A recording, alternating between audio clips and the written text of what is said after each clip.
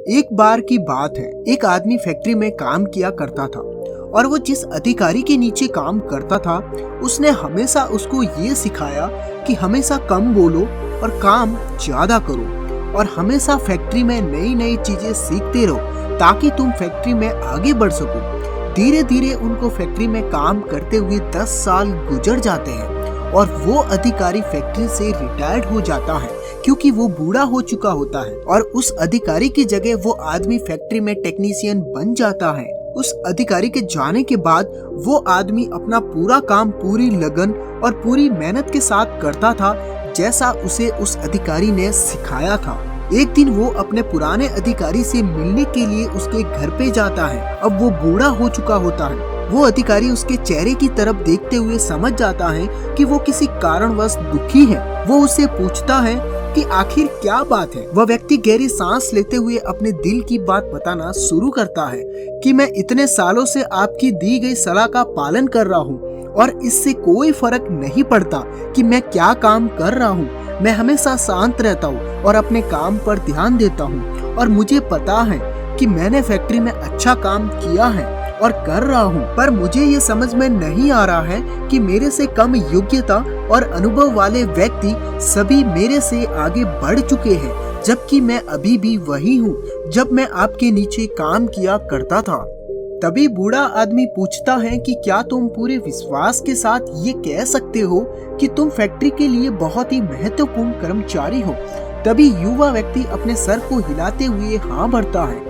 तभी वो बूढ़ा आदमी गहरी सोच में पड़ जाता है और इधर उधर चलना चालू कर देता है। कुछ समय बाद वो बूढ़ा युवा व्यक्ति की तरफ मुड़ते हुए बोलता है कि तुम कोई भी बहाना करके एक दिन की छुट्टी के लिए फैक्ट्री में आवेदन करो, क्योंकि ये समय तुम्हारे लिए खुद को आराम देने का समय है।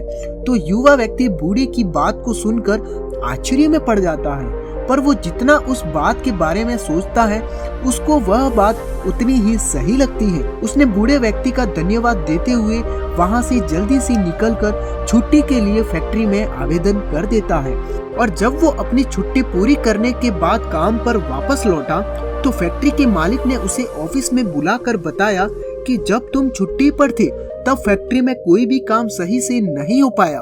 वो काम करने में यहाँ सभी को बड़ी मुश्किलों का सामना करना पड़ा और उसी दिन फैक्ट्री को उस आदमी का महत्व समझ में आया और फैक्ट्री के मालिक ने उसका वेतन बढ़ाकर उसे बड़ा अधिकारी बना दिया ताकि फैक्ट्री उसे धन्यवाद कर सके और आगे और भी अच्छा काम करने के लिए प्रेरित कर सके।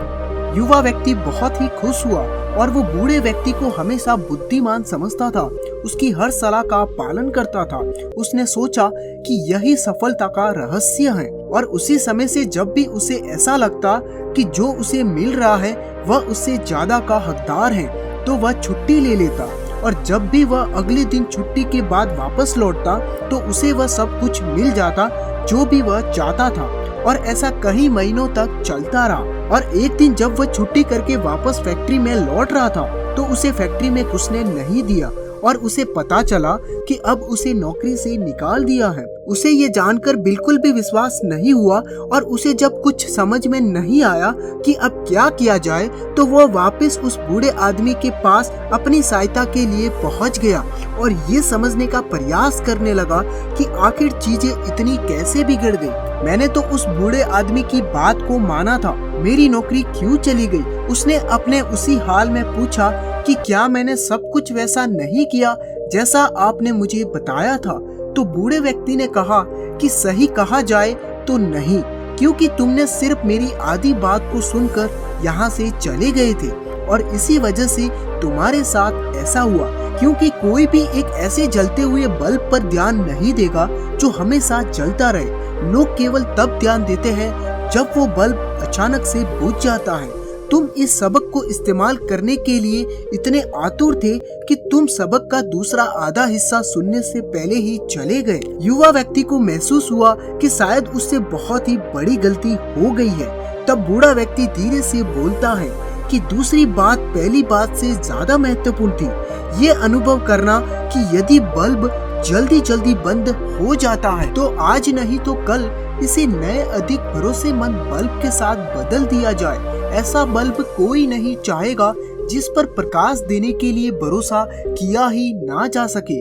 तो दोस्तों, ये कहानी हमें ये सिखाती है कि आपके जीवन में देखिए, क्या आपके पास ऐसे दोस्त और परिवार के सदस्य हैं जो हमेशा आपके साथ हैं, पर आप उन्हें नजरअंदाज कर देते हैं। क्या हो अगर एक दिन आपको पता चले कि वे आपके साथ नहीं हैं, वे कितने महत्वपूर्ण हैं। इसे अनुभव करने के लिए ऐसे दिन का इंतजार ना करें, आज ही उनका आपके जीवन में होने के लिए अपने भाग्य का धन्यवाद करें।